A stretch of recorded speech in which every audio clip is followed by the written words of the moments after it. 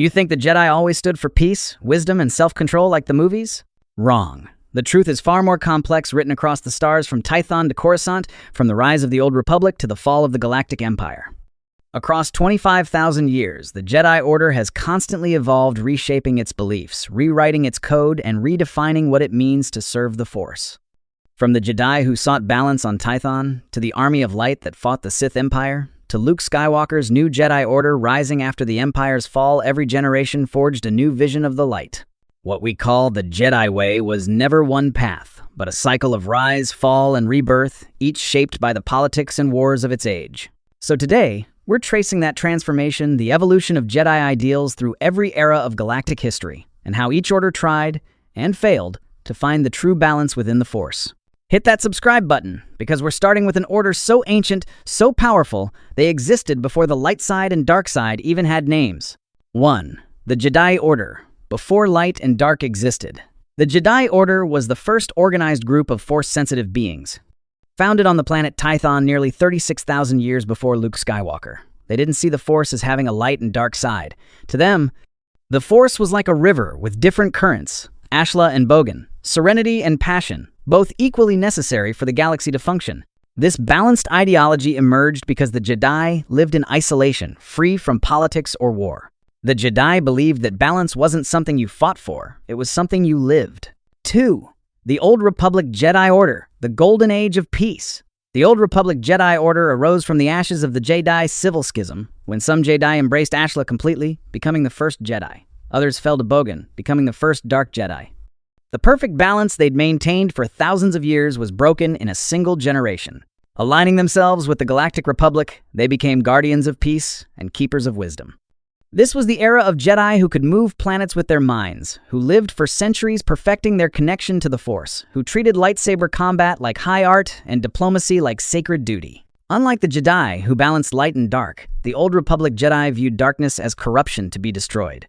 Their use of the Force shifted from holistic understanding to moral righteousness. This evolution came from the growing complexity of galactic civilization. As the Republic expanded, the Jedi adapted their ideals to serve political stability, creating a strict moral code to unify countless worlds under one shared sense of justice.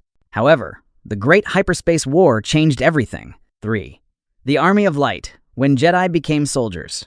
The Army of Light, led by Lord Hoth, was born in an age when peace collapsed under the rise of the Sith. To defend the Republic, the Jedi transformed into soldiers, wielding the Force as a weapon against darkness.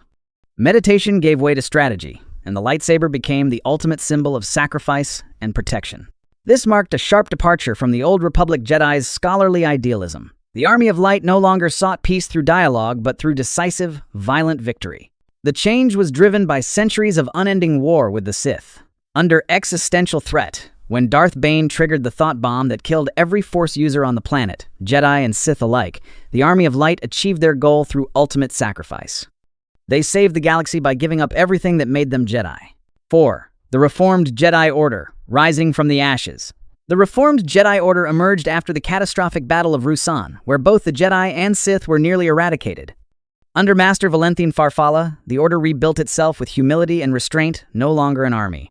This is where the Rule of Two philosophy for training came from, not from the Sith, but from the Jedi. One Master, one Padawan, total focus on quality over quantity. Every single Jedi would be trained to the absolute peak of their potential. In contrast to the Army of Light's militarism, the Reformed Jedi Order renounced war entirely. They returned to meditation and moral detachment, striving to purify the Force within themselves. This shift was born from deep trauma and guilt.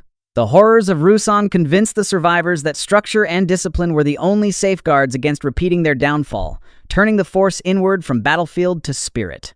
But perfection made them arrogant. They couldn't imagine that someone could manipulate the political system they trusted so completely. 5. The Imperial Knights, the duty-bound order.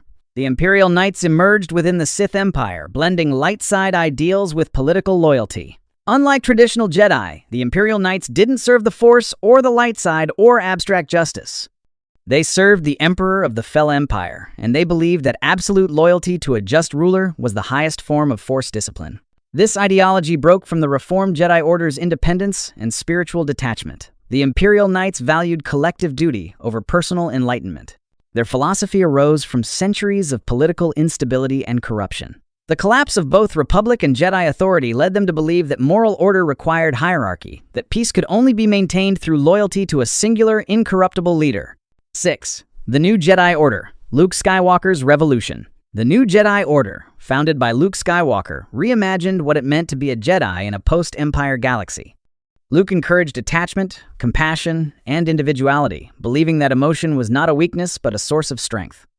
Jaina Solo, Jason Solo, Ben Skywalker, Thebide Handuff, his students used the Force through empathy and love, channeling human connection rather than suppressing it.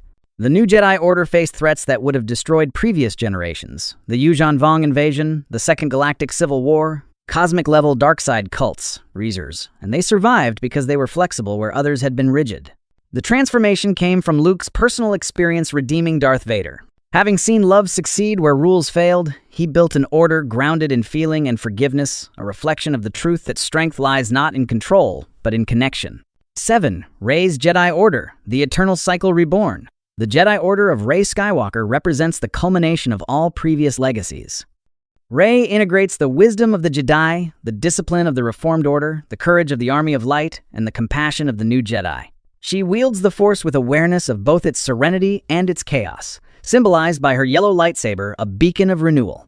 Unlike Luke's New Jedi Order, which sought to rewrite the past, Rey's order seeks to reconcile it. Rey represents something new, a Jedi who has learned from every previous tradition without being bound by any of them. She's seen the failures of the old order, learned from Luke's innovations, and has the wisdom to create something adapted to her time. You see, the Jedi were never really about the past. They were always about what's next. Every generation redefines what it means to serve the light, to bring balance when the galaxy loses its way. The Order doesn't die. It evolves just like the Force itself.